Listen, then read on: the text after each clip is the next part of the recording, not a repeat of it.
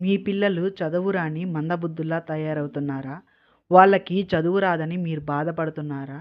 అయితే ఒక్కసారి ఈ వీడియోని చూడండి. చదువులకి అధిష్టాన దేవత ఎవరంటే సరస్వతీదేవి. అమ్మవారి యొక్క అనుగ్రహం ఉంటే మీ పిల్లలు ఖచ్చితంగా విద్యావంతులవుతారనమాట. అమ్మవారికి సంబంధించి ఒక బీజ మంత్రం అయితే ఉంది. ఈ బీజ మంత్రాన్ని ప్రతిరోజు 41 రోజుల పాటు బ్రహ్మముహూర్తంలో లేపి పఠిస్తే ఖచ్చితంగా మీ పిల్లలు విద్యావంతులవుతారు. అమ్మవారి యొక్క ఈ మంత్రాన్ని 21 సార్లు కానీ 108 సార్లు కానీ అమ్మవారికి ఇష్టమైన తెల్లటి మల్లెపూలు కానీ తామర పూలతో కానీ చేయడం వల్ల ఈ ఫలితం లభిస్తుంది. ఆ మంత్రం ఏంటంటే ఓం ఐం సరస్వత్యే నమః. ఐం అనే బీజ మంత్రం చాలా అంటే చాలా గొప్పది.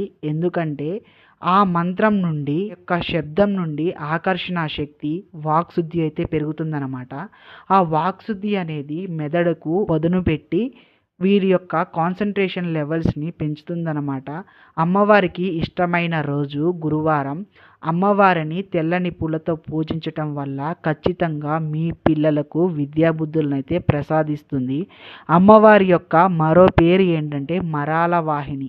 మరాలం అంటే హంస అనమాట. హంసపై ఉన్న అమ్మవారు కాబట్టి ఈమెకి మరాల వాహిని అనే పేరు వచ్చింది. మీరు నా వీడియోని గురువారం రోజు చూస్తే ఖచ్చితంగా ఓం ఐం సరస్వత్యే నమః అని నాకు కామెంట్లో రాయండి. Thank you.